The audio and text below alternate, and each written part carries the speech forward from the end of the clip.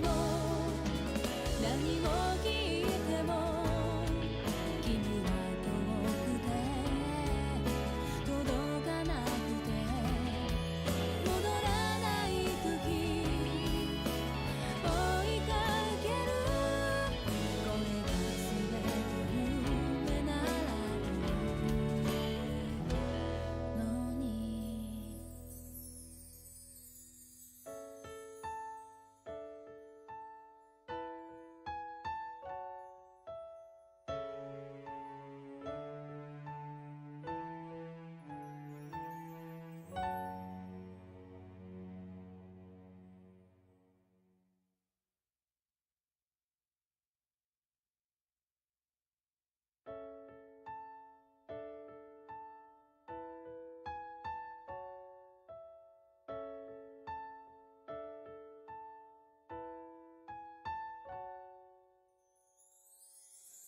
月明かり揺らめく影探してた光の粒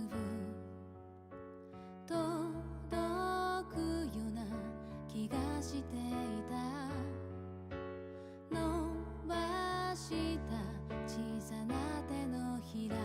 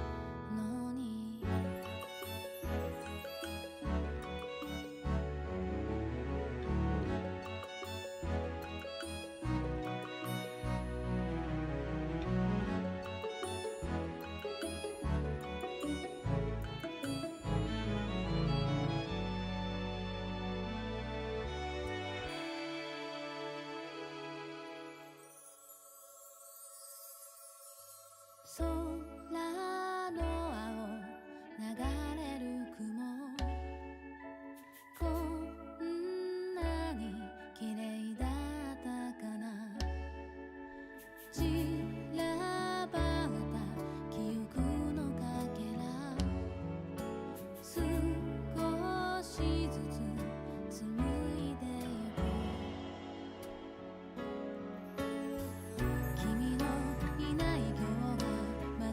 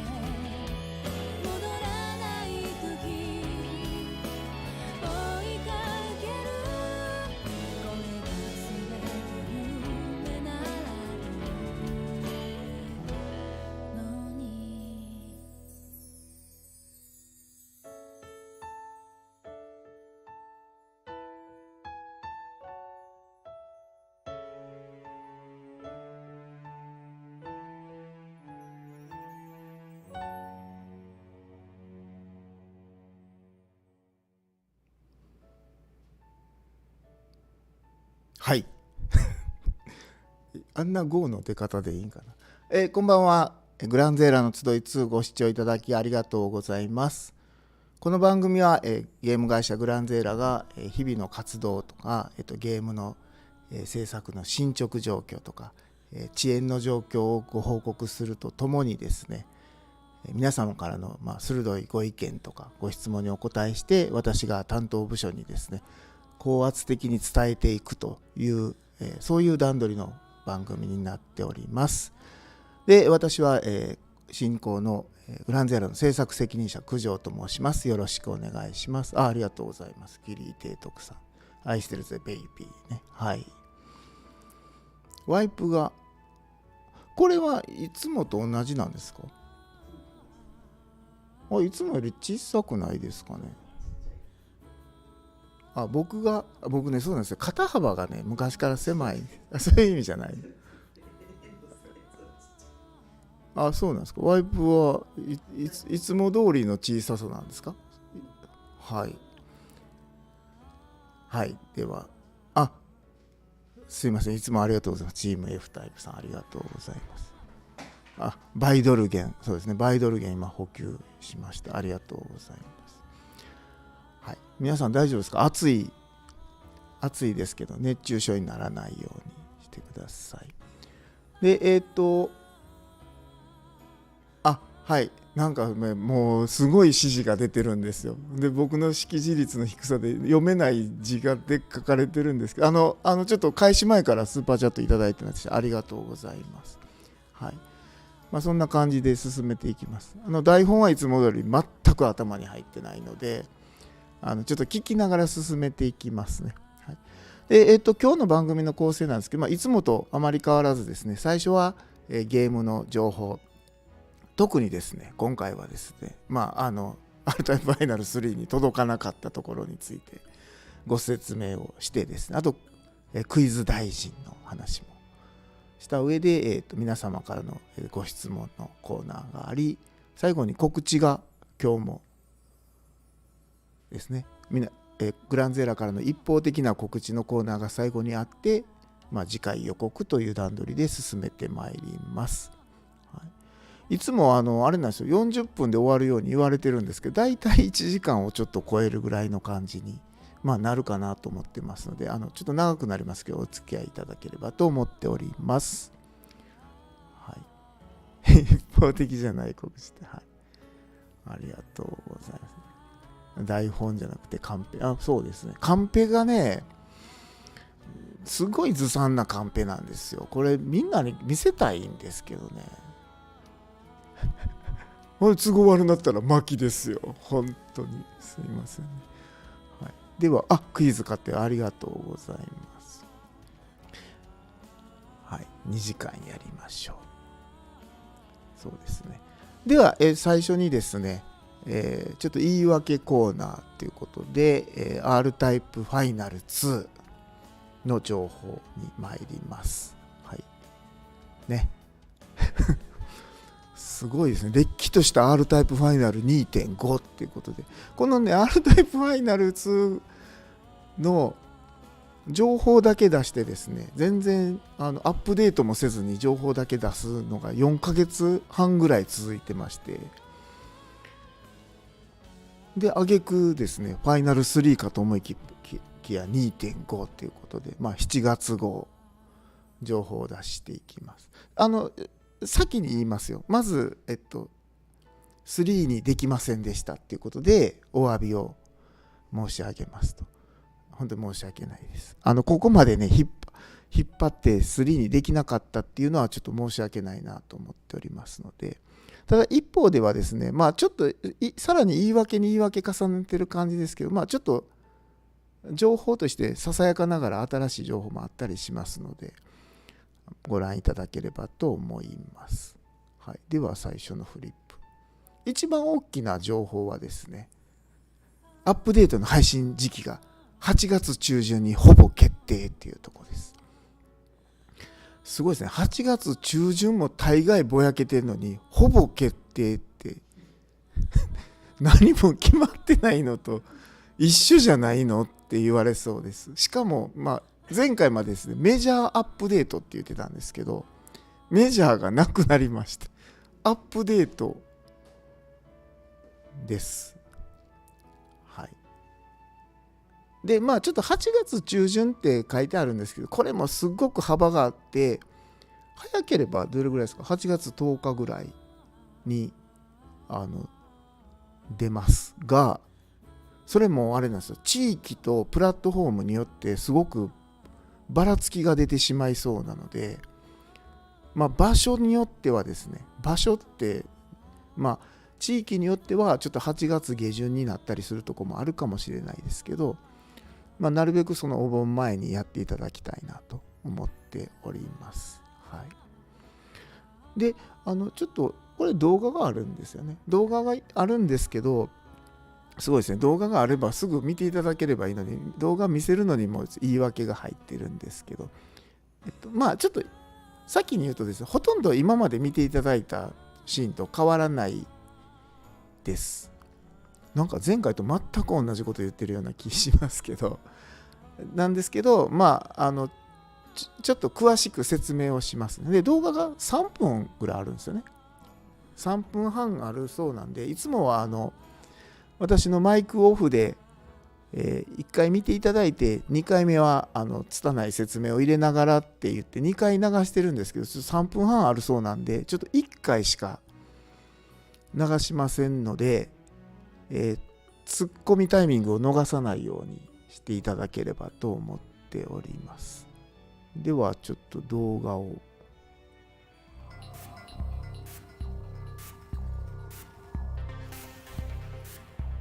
はい、7月号ちょっと7がちっちゃいです。これはアールズミュージアムのこれね、こんだけね並んでるとね、さすがに気持ちいいですよ。青空の下で。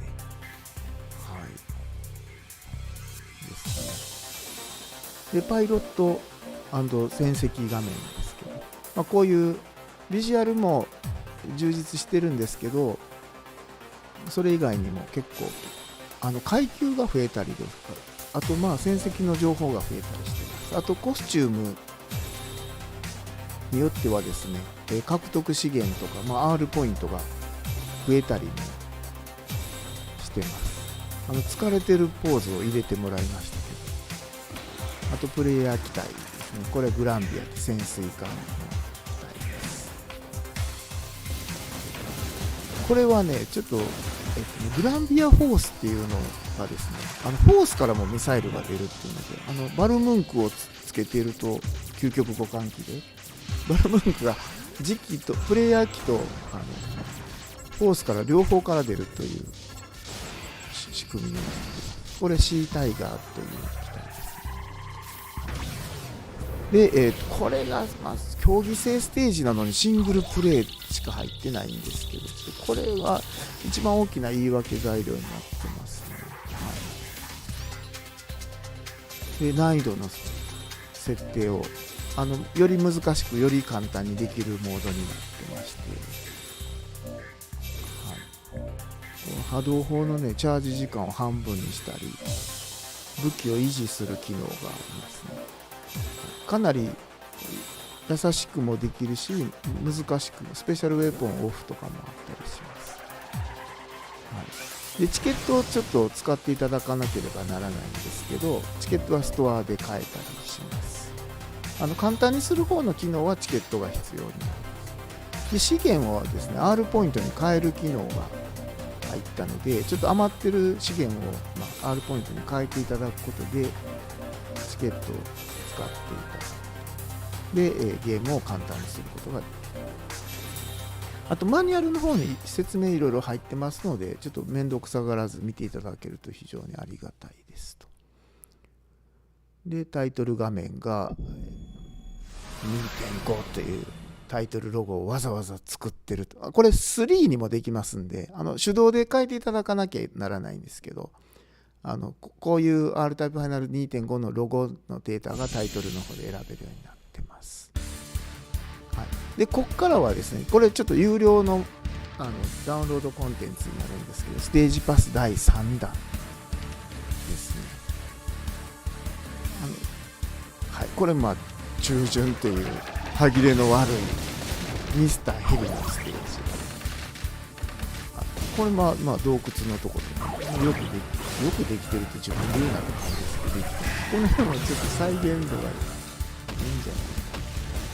でこれは、海底大戦争のマーチステージ、ちょっと後ろから下から出てる巨人のビジュアルはちょっと変えてみたんですけど、こんな感じでですね、強制スクロールなんですけど、声かけ引きができるという感じになってます。アルタファイナル 2.5 という感じで、今ご覧いただきました。もう勝手に英語のフリップに変わってますけどですね、今見ていただいたのが、アップデートと、ステージパス第3弾、ちょっとめくってもらえますかね。ステージパスの方はちょっと誤解があるといけないんで、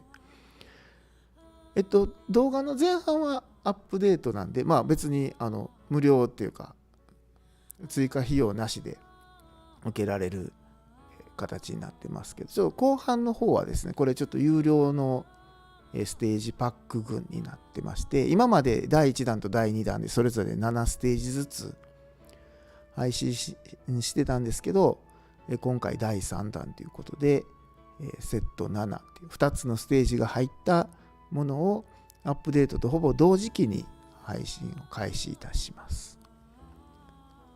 はい、でこれね、ちょっと展開の間で両方 R タイプのステージじゃないんですけど、これ以降は R タイプのステージになります。例えば R タイプファイナルのステージ1とか、デルタのステージ6とか、そういうのが予定されています。一部イメージファイトのステージもありますけど、そうです。楽しみにしていただければと思っております。はい。X マルチプライのステージも欲しい。そうなんですね。マルチプライも人気あるんですよね、結構。はい。ありがとうございます。イメファイ、ね、追加。はい。イメージファイトも面白い。今回の追加ステージも面白そうです。はい。英語のフリップを出すぞと言われましたんで、出してください。はい。あれ、ミスターヘリの英語名、間違ってるかもしれないですよ、これ。ミスターヘリズ・グレート・アドベンチャーというタイトルではない。バトルチョッパーじゃなかったかな。はい。イン・ザ・ハントはこんな感じですね。はい。ギャロップか。ギャロップね、そうですね。ギャロップもね、入れそうですね。なるほど。ギャロップも X マルチプライも相当古いゲームですけどね。そうなんだ。はい。そうです。デルタの6面です。デルタの6面はね、何が心配ってね、セロですね。またセロの悪口言ったらまたなんか怒られそうなんで言いませんけど。ひょっとしたら特定の地域はダメかもしれないですね。デルタの6面は。はい。ですね。で、ちょっと今回のアップデートの内容をちょっと整理しとこうと思います。はい。ステージがですね、2つ追加になります。1つは、先ほど動画でご覧いただいた深海の暗いステージ、神を噛んでステージと社内では言ってますけど、が追加されます。あと、競技モードのステージですね。ステージ R1.0 というステージが追加されます。ただこれがちょっとマルチプレイ用のステージなんですけど、一人でしか今回遊べないということで、13分あってコンティニューできないという結構過酷な条件のステージになっています。で、追加プレイヤー機体が3機、シータイガーと、グランビアとバッドアップルという腐れパウアーマーですね。あとクラウドファンディング用にウロボロスという機体が入ります。で、難易度の詳細設定ということで、より優しくも難しくもできるようになっていて、優しくするとちょっとクリア時の資源が減る、難しくすると増えるというふうな仕組みになっています。そうです。13分コンティニューもできないし、一気機でクリアしなきゃいけなくて、社内の人たちにチェックと称して毎日やってもらったんですけど、みんな泣いてましたね。クリアできるまで帰れませんって言ったら怒られましたけど、まあそんな過酷なものもあります。はい。で、パイロットと戦績画面に関しては、階級が増えたりとかですね。これね、僕ね、担当者にね、言われてるんですよ。ちゃんといろいろ機能足したんで読んでくれって言ってね、カンペ渡されてるんで、読まないと怒られるんです。背景が切り替えれます。っていうのと、いろんな、なんですか、焚き火が置けたり、テントが置けたりって、オブジェが置けて、割とビジュアル的に凝ったものが作れるようになってるのと、階級が最上位階級元帥というのが増えてる。元帥なのに R9 で戦うのみたいな話出てますけど、そういうのが増えます。はい、あと何やったっけ。パイロットポーズの追加ですね。はい、いろいろ出されてます。結局いろいろとか言って。はい、じゃあ次のページ。これも英語あるんですか。はい。ですね。はい、ちょっとコーヒー飲み。皆さんもあれですよ。飲み物飲みながらやってくださいね。私はなんか今アルコールダメらしいですけど。ビール飲みながらでも。はい。じゃあ次のページを。デカール縦横個別伸ばし機能。こんな機能名なのか。縦横個別伸ばし機能がつきます。で、プレイヤー機体の新色追加。ただこれはバイド機体色変えれなくなってますんで。で、ギャラリーが12、ギャラリー画像ってゲームの条件クリアすると追加される壁紙というかが増えます。ロード画面とかタイトル画面で、真っ暗な背景にしたいっていうご意見もいただいてましたので、真っ黒な絵も1枚入ってますね。で、入手条件。これは、入手するまでは条件が表示されているような感じになっています。で、アルバム機能の保存スロットが60から120になりました。はい。で、次が、これも英語が。はい。これね、本当は韓国語とかスペイン語も出すべきなんでしょうけど、すいませんね、社内機能がちょっと英語のとこまでしかちょっと対応できなくて申し訳ないです。デカールの反転機能。今反転ってできないんでしたっけ。タイトルエディットのワードは、新しい R タイプファイナルのロゴと 2.5 っていうのが増えてます。はい。そうですね。ギャラリーは申し訳ないですね。100% になる直前でまた増えやがったみたいなのはあるかもしれないですけど。はい。ですね。はい。ありがとうございます。じゃあ次3ページ目が、はい。ミュージアムの背景切り替え。もうこれすごい自分で気に入ってるんで、写真も自分で撮ったんですけどね。これはいても飽きないですね。はい。あと、パイロットスーツごとでの、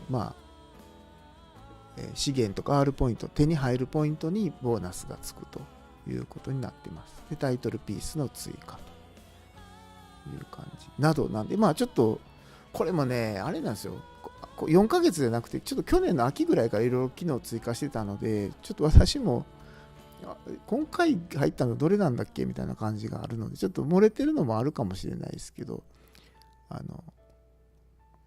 そうですね。ちょっと変形状態ので貼るのはね、ちょっとまだ対応できてないんですけど、機体列伝はそうですね。ちょっと。じゃあ、はい。これ英語あるんですか？はい。ね。こんな感じです。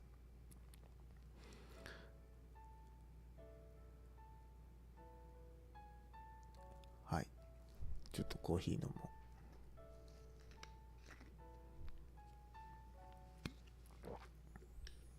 日本中すごく暑いんで、クリア回数の、そうですね。実績に反映してもらえませんか。はい。そうですよね。英語も日本語と同じ画面に入れてくれれば、この切り替えなくてもいいんですけどね。はい。デカールが反映されるとっていうことですね。はい。そうですね。で、次のちょっとフリップでですね。今回入らなかった機能要素。ね。R タイプファイナル3に至らなかった理由についてちょっとご説明せねばならないなと。なんで 2.5 なのかということなんですけど、いくつかあるんですけど、一番はね、もうオンライン要素を入れれなかったんですね。入れれなかったというのは入れてたんですけど、ちょっと手続きに失敗しまして、ランキングとですね、その競技ステージのオンラインのプレイモードがちょっと入れれなかったので、もうちょっと R タイプファイナル3っていうのは無理だなっていうことになりました。はい、あとちょっと約束してたそのミュージアムでのフォースの閲覧機能とかもちょっと入ってないですね。申し訳ないです。これもいずれも次のアップデートで入るようにっていうことで進めてますので、はい、またですね、オリジナルステージも今回2つってことなんですけど、さらに2つ3つと足していきますので、期待列でもまだ途中までなので、101期、102期まで追加しますので、そこはちょっとお楽しみにということです。はい。ちょっと申し訳ないですけど、R タイプファイナル 2.5 ということで、8月はちょっと納得していただきたいと思っております。これは英語があるんでしょうか。すごいですね。Why it couldn't be R タイプファイナル3って書いてありますね。なぜ R タイプファイナル3になってないのか、なれなかったのかって、こんな英語なんですか。これはこういう表現なんですか。すごいですね。はい。ちょっと届きませんでしたね。2.5 は 2.5 でかっこいい。そう言ってくれると嬉しいですね。そうですよね。はい。そうです。ちょっとランキングの前にね、ちょっとランキング登録できる点数はちょっと別に設けようと思ってますね。今までのちょっと、なんていうのかな。点数でちょっと整合性取れてないとこもあったりしますんで、そこは見直そうと思ってますね。はい。3はもちろんまたデザイン変わる。それは厳しいですね。どうでしょうね。ちょっと聞いてみないと。ファイナル5。5にもできますね。もう数字は一応9まで入れてるんで、R タイプファイナル9まで作れます。ファイナル0っていうのもできますけどね。はい。ということですね。はい。じゃあ最後に。ちょっとこんな感じでですね、R タイプファイナル 2.5 にとどまってしまったんですけど、8月中旬にアップデートがありますんで、ちょっとご容赦いただくのと、ちょっと楽しんでいただきたい要素をいろいろ入れてますんで、ぜひプレイしてみてください。嘘つきって言ってますね。はい。よろしくお願いします。はい、で、これが英語になる。ちょっと冷房を強めてもらっていいですか。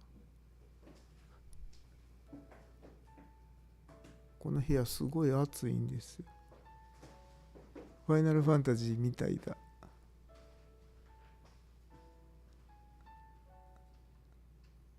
お詫び資源お願いします。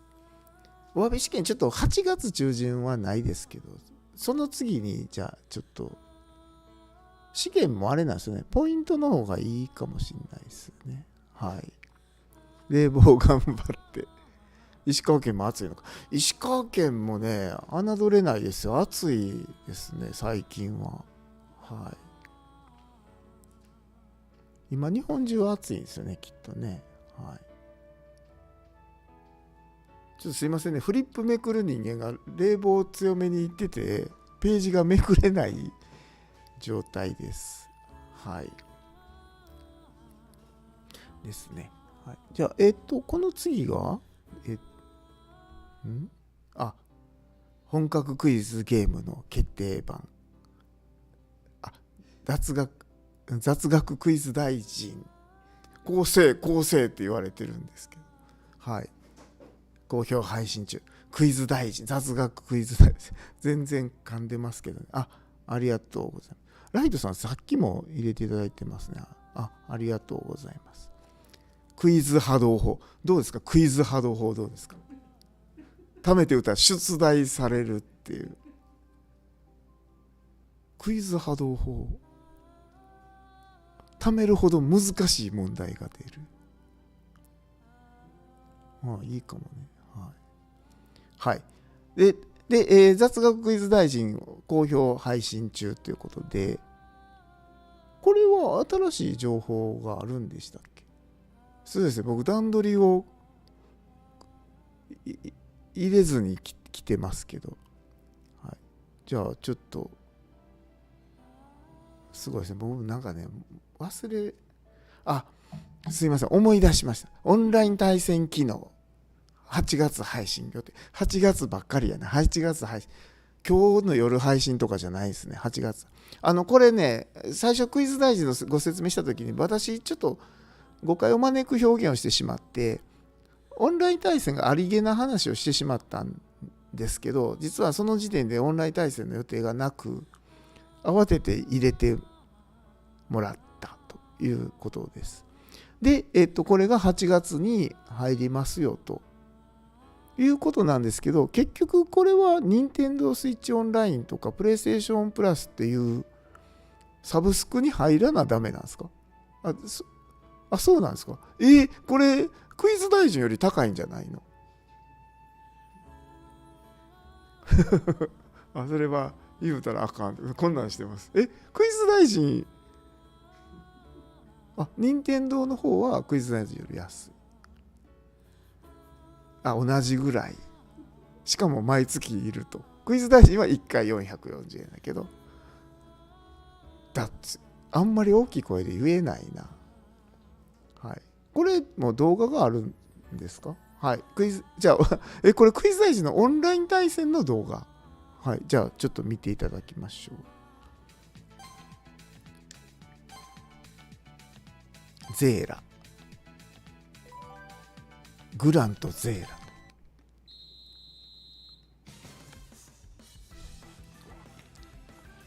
エンジンストール。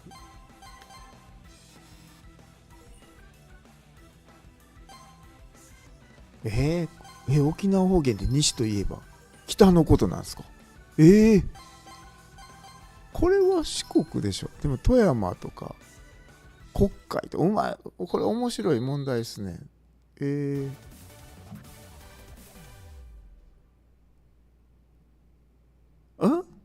今ので終わり？本当に切り取ってきたんですね。はい。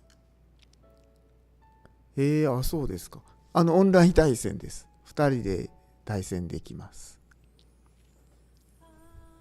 ぜひ、もうどんどん勝手に進んでいきますけどね、フリップもね、言ってないのに本当かしょぼいとか言って。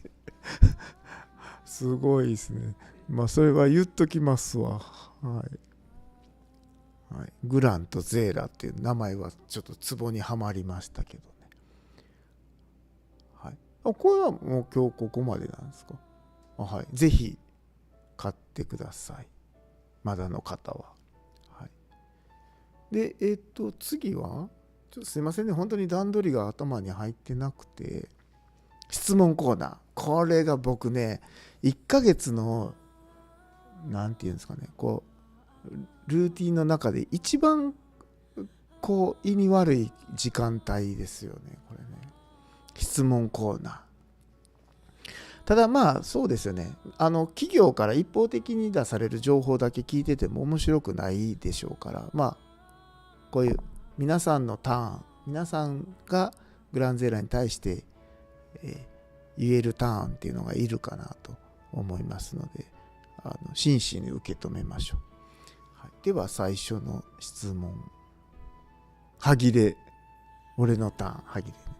スコアアタックについて R タイプ、意見要望 R タイプファイナル2。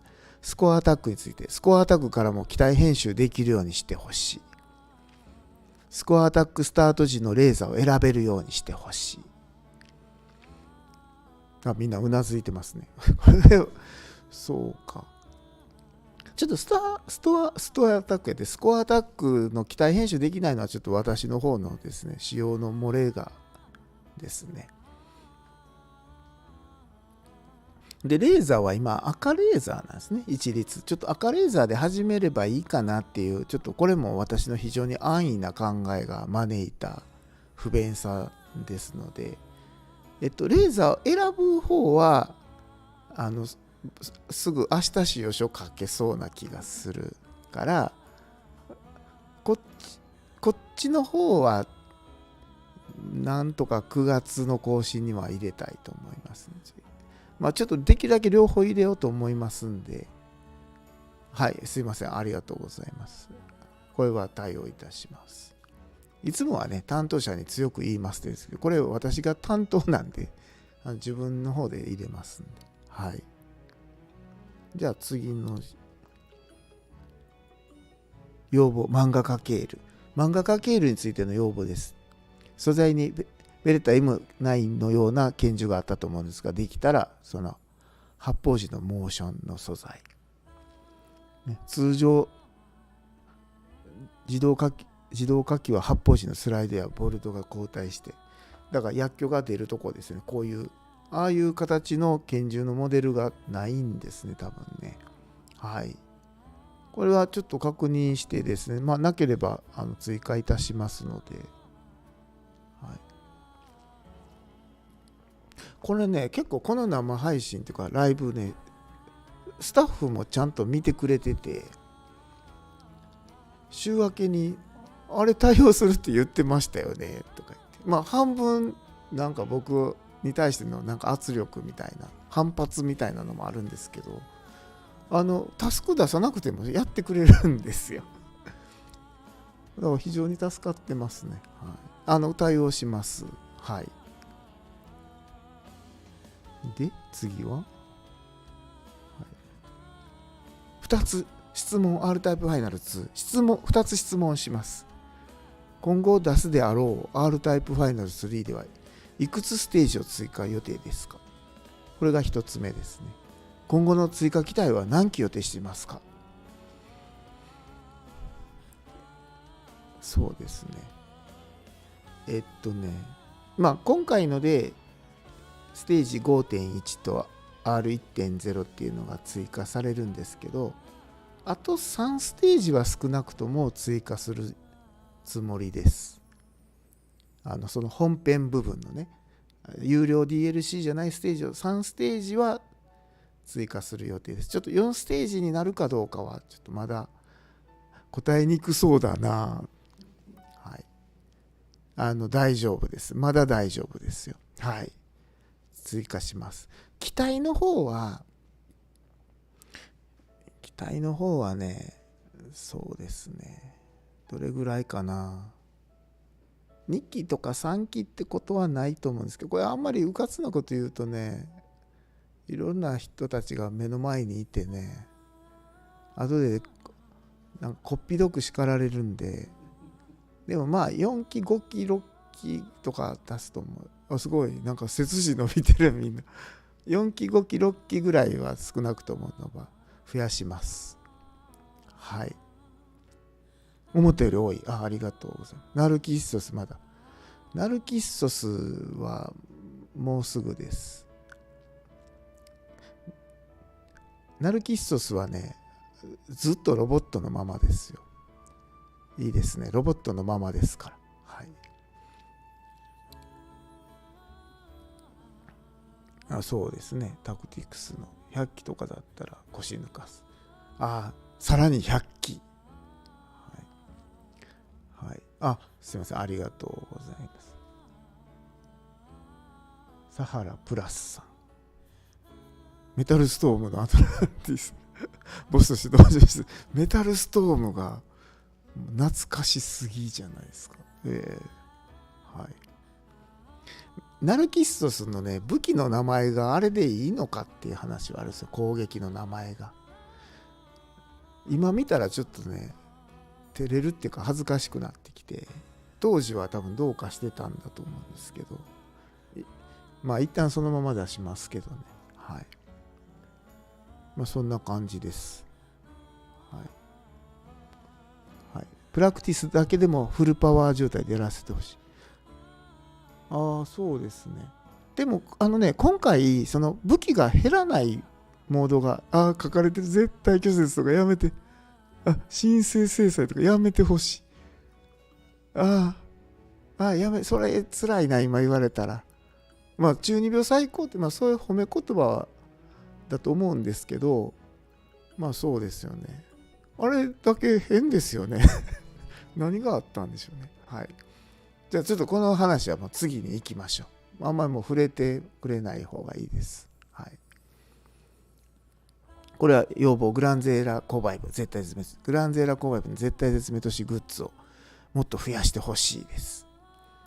これ今あんまりグッズないんですか？ T シャツ、アクリルキーホルダーって、あれ、そっかそっか、あれ僕も買いましたよ。 T シャツはある、縦書きのもあるんですか？絶対絶命都市って。T シャツ縦書きでね、絶対絶命都市って書いてるかっこいい T シャツあるんですけど、あれ僕ね、福井県の永平寺っていうお寺に行った時の永平寺って書いてる T シャツかっこよくて、あんな T シャツ作ってほしいって言って作ったんで、ちょっと永平寺さんに怒られそうですけどね、ちょっとパクってますね、永平寺の T シャツ。はい。それはいいんか。これは何かあるんですか？増やす予定あるんですか？なんか今日後で告知するのも絶対絶命都市グッズなんですか？なんか今日告知のコーナーであるらしいです。絶対絶命都市グッズ。はい。お楽しみにっていうことで。はい。じゃあ次。質問 R タイプタクティクス。前回の放送でタクティクス2の仕様でタクティクス1をリメイクする形になると言ってましたが、それに合わせてステージの構成が変わったりするのでしょうか？例えば出撃前に完済できる分敵が増えたり、後半ステージの敵が上位機種に更新されるなど。これは鋭いですね。おそらくそのまま書かれてるようなことが起きますね。起きます。起きてます。そうなんですよ。ちょっとバランス取るために、ちょっと敵側を持ち上げないと歯ごたえがなさすぎるなっていうのがちょっと問題として出てまして、なりつつありますね。はい。鋭いなぁ。そうです。そのままですわ、多分。例えば出撃前の完済できる分敵が増えたり、後半ステージの敵が上位機種に更新されるなど、もう書いてることが起きてます。はい。でも大丈夫ですよ。タクティクス2がそもそも難しすぎるんで、1の方はそうしたとしてもですよ。大丈夫ですよ。ゲイルロズみたいなことにはならないと思いますんで。はい。では次。鋭いな。要望。R タイプファイナル2。支援者限定機体を有料 DLC で販売する。またはクラウドファンディング追加実施などは検討いただけないでしょうか。開発段階での支援できなかったけど機体は使いたいという人は多いと思います。これはね、そうなんですよ。海外からもね、いただいてるんですよ。今からでも支援できないのかっていうのもですね。で、幾度となくですね、社内でもですね、検討はしてるんですね。その要望にお答えするために方法はないかっていうことで、ただ一方ではですね、ちょっとゲームが本当にもう開発が始まった段階でご支援いただいて、それでやっぱり出来上がってる部分もあるので、ちょっとどちらの方にも納得いただけるようなちょっと対策でないとちょっと踏み切れないっていうことにはなっています。それは、今からでもその支援機体使いたいから、例えばお金を払ってでもっていう方に対しても、もともとゲームがまだない状態からかなりの高額を支援いただいている方がその納得いくっていう、この両方を満たすっていうことはやっぱり前提なので、それはもう本当に発売直前ぐらいからずっと話は出てるんですね。なのでちょっと真摯に受け止めつつもですね、ちょっと議論はそれでやらなくなったってことではなくてですね、ここ1ヶ月2ヶ月ぐらい前に両方が満たせる案と思えるものも出てきてまして、ちょっとそれを今訴状に上げてですね、社内で検討してますので、何度も言いますけど、どっちの方も納得いかないとやれないと思ってますし、それができそうであればというふうには考えています。はい。ちょっと歯切れは悪いんですけど、姿勢としてはお伝えしておきたいなと思いますんで、これ質問を選んだ人はこういうことを言わせたかったのかどうかは分からないですけど、これが今のおそらくグランゼーラ全体としてのですね、回答になるかなと思います。はい。では次。T シャツ1。グランゼーラ購買部 R タイプファイナル2。これそうか、前回 T シャツ、ね、R タイプファイナル2の T シャツが発売前に作ったきりになっていて、新しいプレイヤー機体で T シャツを作ってないんで、ちょっと募集しようっていうことになったんですよね。で、いただいてるのが、プラチナハートの T シャツ制作希望します。パワーマン T シャツが出たら区別がつきにくい。でもパワーマンが先にあった方が良くないですかね。プラチナハートの T シャツか。確かに区別つきにくいですけど、それはちょっとデザイナーに頑張ってもらうとして、はい、分かりました。あと、R9、もし可能でしたら R9AX ディナーベルの T シャツ買う。渋いですね。これディナーベルとかデリカテッセンっていうこの間の機体が僕も結構好きで、もういかにも系統図の間にある感じなんですけど、結構使いますね、ディナーベルは。ありがとうございます。はい、プラチナハートとディナーベルですね。これ T シャツ1ということで2もあるんですか？はい、T シャツ女子的には可愛いのが欲しいので R9A3 レディーラブが欲しいです。出たら絶対買います。R13T エキドナの T シャツが希望します。13T なのか。13A でも A2 でも B でもなくエキドナでいいの？でもエキドナのフォースかっこ悪いですよ。いいんですかね。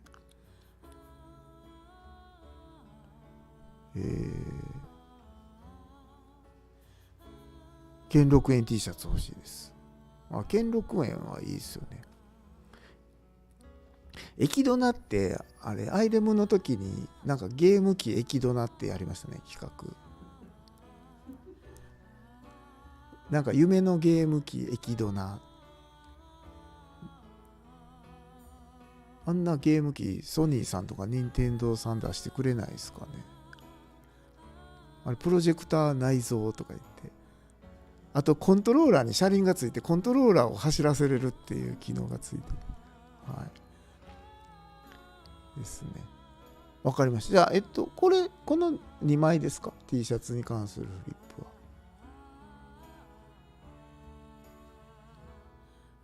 プは。うわ。ちょっと待って、次のページめくって確認するか。何それ。今ネタバレてるよ。2枚かどうか聞いて、めくらなわからんの。いや、笑ってる場合じゃないじゃないですか。2枚だそうです。じゃあ、プラチナハートとディナーベルとレディーラブとエキドナで、兼六園はじゃあ T シャツ化します。はい。エキドナいいんかな。まあでも面白そうやってみましょう。はい。わかりました。エキドナね。エキドナでも使いに僕が言うたら、僕ね、エキドナ、そうなんですよ。まあこれファイナルの時もあった機体なんで、まあ普通に作ったんですけど、社内ですんごい使いにくいってみんなに言われてるんですよ。特に波動砲が。はい。まあ、わかりました。いただいた意見の T シャツは作ります。はい、で、次、担当者が何枚あるか確認するために先にめくったこの要望 R タイプ 3やデルタレオ現行機に東西さんのような形でディメンジョン2かっこ仮として移植してくださいませんかって、すごいな。これはね、東西さんに伝えときます。こんなんできるんですか？うちの会社でできるんですか？これすごい苦手な分野。東西のバンの社長にね、お会いするたびにね、言ってるんですよ。ディメンジョン2作ってほしいって。ディメンジョン充実するとね、R タイプファイナル2が作りやすいんですよ。昔の仕様を確認するのに、ディメンジョンがすごく役に立ってるん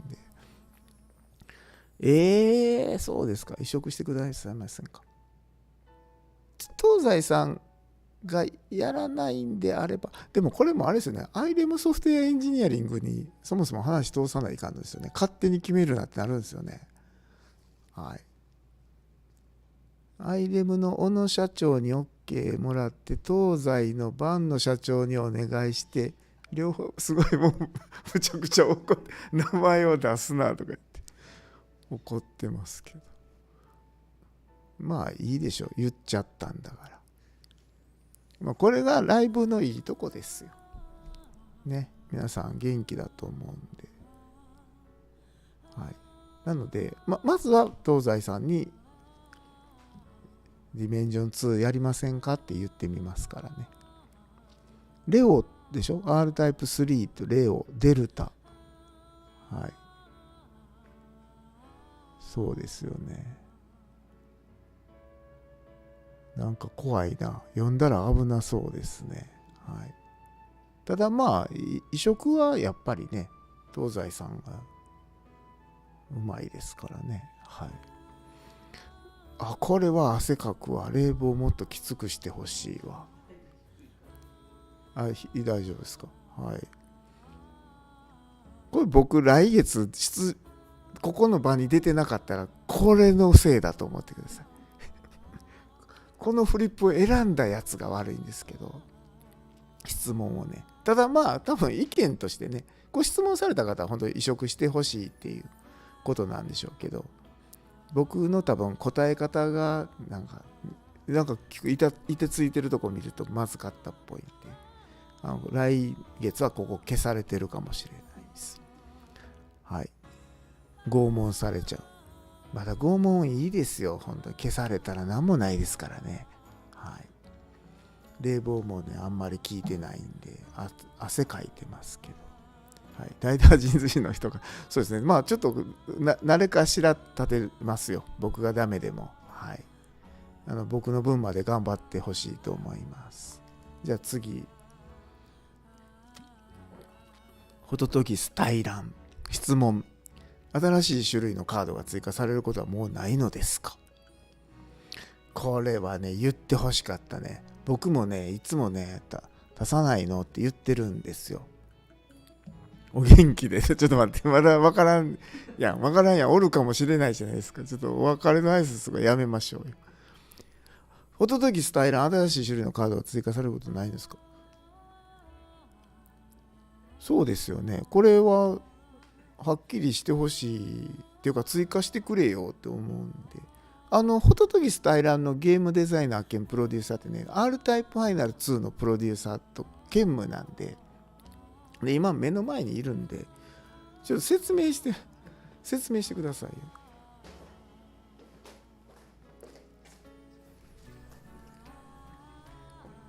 すごいですね。こんな流れになちょっと呼ばれると思ってなかったんでこんな流れってあるんですね。僕もちょっと悪ノリで言ったんですけど、本当に入ってこれるようにな、こういう仕組みだ。マイクちゃんと動くんですか？ここに置いてありました。あ、すごい、なんかプロレスみたいですね。投げつけるやつ。うん。R タイプファイナル2のプロデューサーで、ホトトギス対談のゲームの設計で、対談もプロデュースも全部やってるんです、そうですね。まあ、はい、ワンオペでやってるゴロリンです。よろしくお願いします。はい、どっちが偉いんですか？こっちの方が偉いし賢いですよ。はい。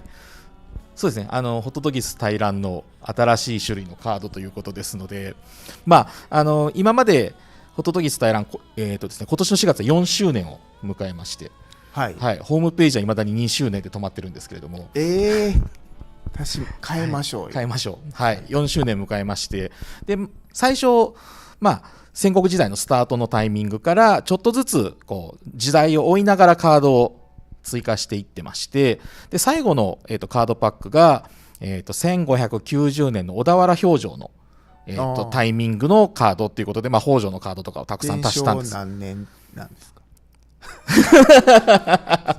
そんなそうですね、今令和ならわかるんですけど西暦で言う西暦で言います、はいはい、でこの後予定としては1600年の関ヶ原とその後の大阪の陣までは、カードパックを追加したいというふうに、計画はしてました。今だあれ関ヶ原まだなんですか？関ヶ原まだなんです。あれでも真田とか出てなかった？大阪冬の陣夏の陣みたいななかったっけ？イベントとしては毎週2週間に1回イベントを更新してるんですけど、イベントとしては関ヶ原のイベントとかはやってるんですけれども、関ヶ原の戦いで活躍した、武将何人かまだ出てないのがいたりだとか、なので新しい種類のカードパックをちょっと追加したいというのは、プロデューサーとしてもゲームデザイナーとしてももうすごく思ってます。でもこれ別に大阪の陣以降も島原の乱とかなんか大塩平八郎の乱とかやればいいじゃん。江戸時代まで行ってしまう。幕末まで孝明天皇とか出したらダメなんですか？不敬罪で捕まるんかな。ちょっと徐々にじゃあ、そのためにもちょっとそうですね、まずは関ヶ原。でもそうですよね。だから吉田松陰とか出ればいいし、なんなら犬飼剛とか高橋是清とか出ればいいですよ。東郷平八郎とか。かなり先に行きましたね。ダメなんかな。出たら出たで面白かったりして。そうですね、実際戦ったことがない武将と、最近の世の人たちが同時に遊べるのも楽しいかなと思います、これほら九条さんの歯切れの悪さが目立つな。ほらまっちゃんが歯切れ良すぎんねやんけ。そんな気してたわ。ただやりたいっていうのはあるんですけど、そうですね、ちょっと社内にちょっと話を通さないといけない部分もあるので。臨議案件ですか？今からちょっと開発費を臨議で上げるところがですね。今はねあれなんですよ。この番組のディレクター経理の人間なんですよ。どんな会社どうしてくれるんですか？わかんないですか？じゃあ臨議まず書きますか。で来月臨議の通ったかどうかの報告。差し戻されました、差し戻されてたら再臨議ですね。渋い。ダメなんですか？この場で臨議通してくれないですか？そうなん。通してくれなさそうですね。すごいな経理。じゃあまずは追加のカードパックがどれだけ魅力的かということを。そうです。なんかねうちもね人手がなくてね人事とか経理の人がね広報してたりね入り乱れてるんですよ。少ない人数で回してるんで。そうですね、僕もさっきまで向かいで聞いてましたからね。そうです。経理はどこも力が強いですよ。もう彼女にね牛耳られてるんですよ。我々もう完全に。もう来月ここに僕がいなかったらもう経理のせいです。でゴロリンの臨議が通らないのも経理のせいです。そうですね、通らないのは経理のせいでしょうね、確実に。なんかクラウドファンディングとかして何が何でも。そうですね、出したい武将とかまだこう本来やっぱり戦国時代って言えばみたいな武将もまだ残ってるので、そういうのはちょっと出せるようにしていきたいですし、まあ、先ほど九条さんがおっしゃったように、まあ、どうでしょうね、その戦国時代以降のそうですよ、田沼意次のカードとか欲しいわ。欲しいですか。徳川吉宗とか欲しい。徳川吉宗が欲しいのは僕もちょっと理解できるけど、田沼意次が欲しいかどうかは。田沼意次なんか似合って笑う感じじゃないここかなみたいな。はい、まあじゃあ、倫理書を出す、はい、じゃあまずはこのこの生配信が終わったら倫理書書きますんで。倫理ですよ多分じゃあちょっと来月その結果をそうですねご報告ということで。でもうダメだったらみんなでグランゼーラの経理に言ってください。ホトトギスのファンは倫理通したってくれって言ってください。はい、これ妙な面白さ。あ、質問コーナーここまでですか。すごいですね。もう倫理の話こんだけさらけ出していいんかな。はい、じゃあこのままゴロリンこのまま告知になだれ込み。そうですよ。僕ねそうなんですよ。これこういうあれですか。あなたの企みなんですか。質問をこの順番にしたの。だから僕冗談で振ったら押してたんはそうなんや。で告知がいくつあるんですか。2つ。でもいいよね。君パーって振られても僕と違って噛まずに言えるもんな。はい、今回の告知は多分僕も関係してる部分がありますからね。多分2つともかな。はい、じゃあ1つ目仕込みだったか仕込んでたんかって言われてます。はい、そうですね。はい、1つ目は、グランゼーラの公式のノートのアカウントを7月7日に開設しました。はい、今までそのタイトルの情報とか基本的にはその SNS、ツイッターとかフェイスブックで、情報を発信したり、まあ、月に1回この生配信で、発信をしてたんですけども、まあ、今後それに加えましてこのノートのアカウントの方でもより詳しい情報を、まあ、掲載していこうというふうに考えています。だから僕本当に告知の内容知らんかったんやけど、こういう流れなんや。ノートね。ノートってエッセイとか小説書くのに向いた SNS で、あれいつでしたっけ。グランゼーラの公式の2週間ぐらい前かな。7月7日です。七夕の日に開設しました。これちょっと松尾さんに罰悪いな。これ僕ね原稿入れないかんかったんですよ。 R タイプファイナル2の原稿を入れることになってるんですけど、で今日締め切りなんですけどできてないんですよ。そうですね。今日この生配信でお話しした 2.5 の情報のより詳しいお話を今日この配信が終わってからまあ記事を掲載しようというすみません、明日までお願いをしていたんですけど、明日の夕方まで待ってほしい。明日の夕方確認に回すんで、はい、すいません、ね、じゃあ明日こちらのノートのアカウントの方にこの R タイプファイナル 2.5 の私の記事が出るはずなんですけど、落ちてたらまあやらかしたなっていうことあれ見ましたよ。絶対絶命と司法プラスの弁当おじさんの外国語講座、あれゴロリン、はい、僕書きました。あれおかしかったわ。あれタイプ絶対絶命と司法プラスの序盤に公園で弁当を落としてうなだれてるおじさんがいるんですけど、彼に対しての女性主人公の選択肢を英語だったらどう言うかっていうのがあって、そうですね、まあ、辛辣な選択肢を英語にしましたね。しびれるなこの親父的なやつ、そうですね、この親父しびれるわとか、こう惨めなやつねみたいな、あれをね英語とね中国語でどう表現するかっていうのが載ってて、いや使いたくなるじゃないですか。こういや使いたくなるのおかしいサイコパス惨めなやつめみたいなのをちょっと英語で言ってみたいとか、いやあれすごいな。まあ僕が日本語のシナリオは自分で書いてて言うのもなんですけど、こんなん使ったらおしまいやなって思います。なんかこう、道で外国人に道を尋ねられたら、いやもうそんなん言うたら戦争になりますよそうですね。まあ、ちょっとそのノートのアカウントの方のその記事については、まあそのタイトルの情報だけではなくて、今後そのタイトルに絡めたなんか新しいコンテンツとかも発信できればいいなと思ってますので、僕もね、あれなんですよ。1個ありがとうございます。塩コーヒーチャンネルさん、メインの仕事以外にいろいろ皆さん大変です。クソさん以外締め切りはやばいです僕ねあれです1個ボツになった企画載せようと思ってるんですよ。6年前になんか SF 美少女釣りゲームっていうのなんかすごい要素がたくさんありすぎてどんなゲームなんですか？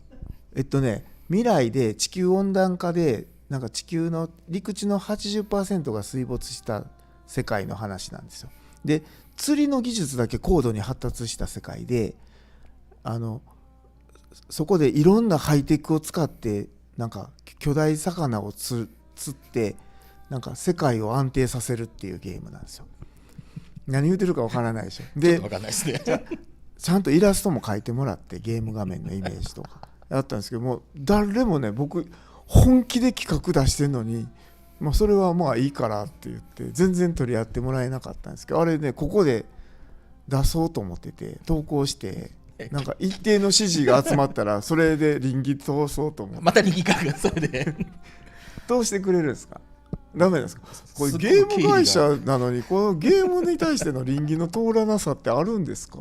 めちゃめちゃ経理が首振ってますけどダメなんか。でも僕は投稿はします。明日 R タイプファイナル 2.5 の記事を落ちなければ出しますで2週間以内にその SF 釣りゲームの投稿もしますんでお楽しみ。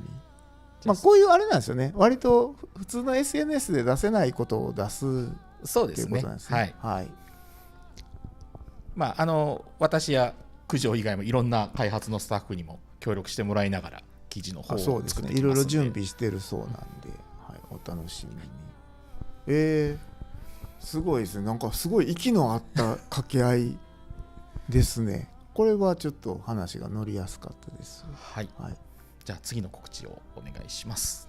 もうなんか乗っ取られてるんですけどはい、先ほどそのグランゼラの中で絶対絶命都市グッズとこれねずっと置いてあるんですよ。このカレーついにできました入ってるやん。僕空き箱かと思って触らんかったんですけど入ってるんですねこれ。はい。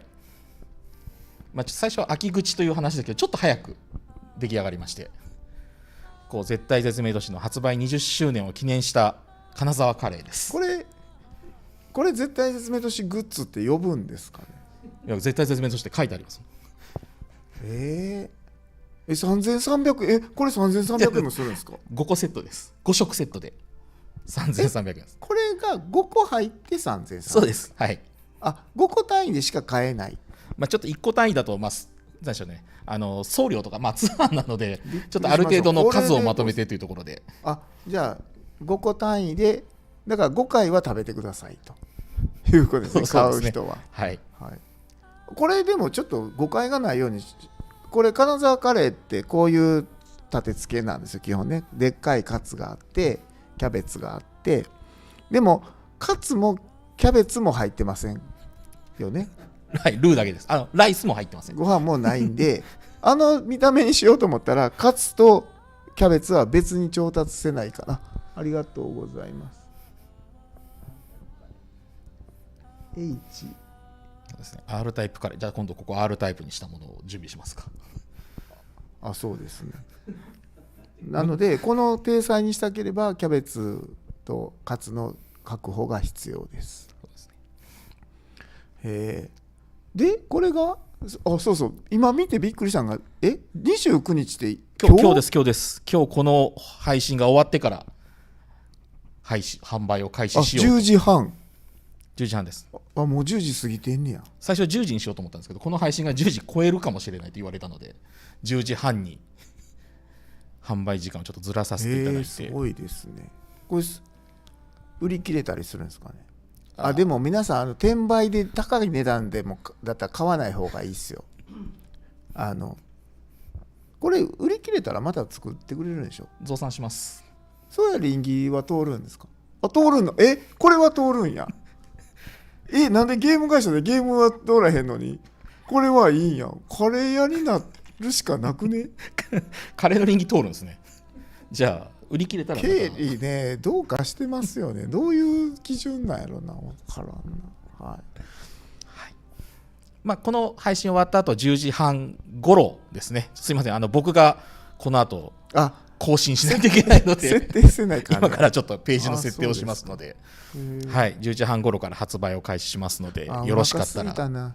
今URL につないでも買えないですよね。そうです。今ちょっとにまだ商品が見つかりませんというふうに出ますので、はい、なので今は落ち着いてこの番組を見ていただければと思います。そうですね。今ここ離れても買えないですからね。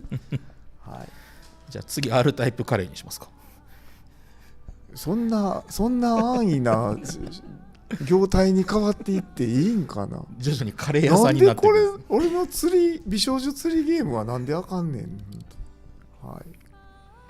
じゃあそんな感じで、はい、はい、じゃあ僕はこの辺で大丈夫ですかね。はい、ありがとうございます。はい、ありがとうございました。すごいですね。なんか何その歯切れの良さ。カレーですか。本当に作ったんだな。まあ春頃にね20周年、まあ普通20周年って新作出すんですけど、ちょっと出せないんですって言ったら、じゃあカレーだなってことになってたんですけど、本当に実現してるとは思わなかったですね。はい、ありがとうございます。はい、そうなんですよ。なんかゴロリンにもう全部持っていかれましたけどね。はい、まあそんな感じでですね、ちょっとお別れの時間と、まあカレーの販売の時間が近づいてますんで、なぜカレーなんだって。まあそれは本当にそうですね。まあ僕がカレーが好きだっていうのを組んでくれたのかなって勝手に思ってます。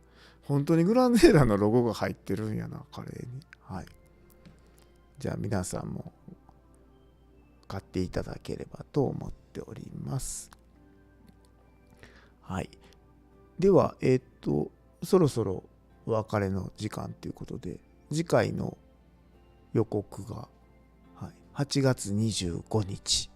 木曜日です。次はの9時にからになりますので、皆さんぜひちょっと情報としてはですね、ステージパスの第、8弾、そうか、オマージュ、すごいもうおかしい、今ゴロリンに教えてもらったまま言ってるんですけどね。すいません、唐揚げ弁当食さん、先ほどもなんか入れてます。ギリー提督さん、いつもありがとうございます。はい。ですね。愛してるぜ、ベイビー。参加できなかったので、ギリですか、ありがとうございます。はい。で、あとですね、いくつか、また、R タイプの方も機能を足してますので、ちょっと、まあ、ちょっとさっきの、なんていうんですかね、質問コーナーの展開の間で、ひょっとしたら僕ちょっとここに折れないかもしれないですけど、代わりのものがちゃんとやりますんで。で、前回も伝えましたけど、10月は、すごいね、もう10月は期待してくれって今言ってるのもおかしいですけど、まあ、そんな感じで、いろいろ準備してますので、ぜひともよろしくお願いいたします。はい。で、スーパーチャットの方もありがとうございます。で、皆さん、最後までご視聴いただきありがとうございます。はい。ではですね、暑い日が続きますので、皆さんも、熱中症にならないように、水分補給は欠かさず、まあ、例えばこういうカレーのルーを飲むとかですね、とにかく水分をとっていただいてですね、体調を崩さないようにしていただければと思っております。はい。では最後に、シンガーソングライター飯田舞さんの歌う R タイプファイナル2のエンディング曲ともしびをお聴きしながらお別れです。おやすみなさい。ありがとうございます。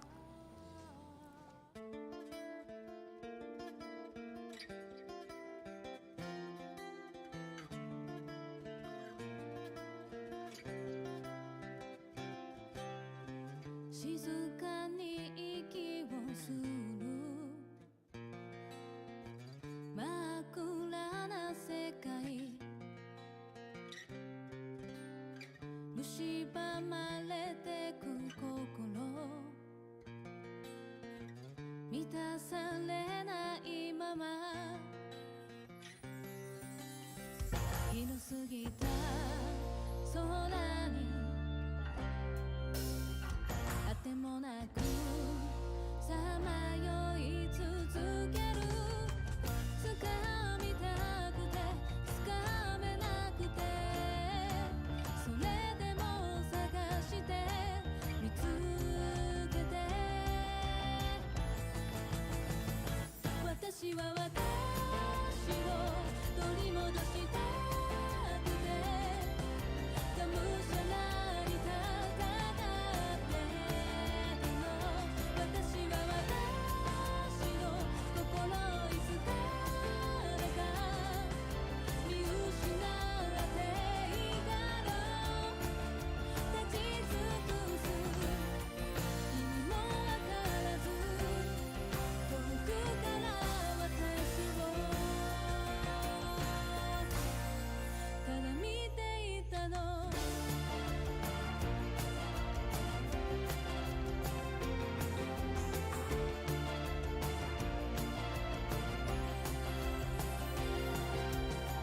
記憶の片隅に残る小さな街滲んでしまわぬように消えないようにと刻まれた傷に飲み込まれ埋もれてしまうよ叫んでいても嘆いててもそれでも泳いで見つけて私は私を取り戻したくて迷わずに戦ってたの私は私の心いつからか切り刻んでいたの拾い集めまたいつの日かあの頃の私に戻りたい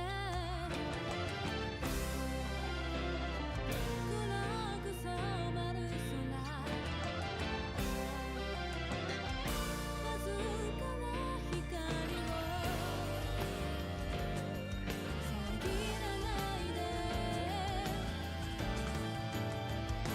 私は私を取り戻したくてがむしゃらに戦ってたの私は私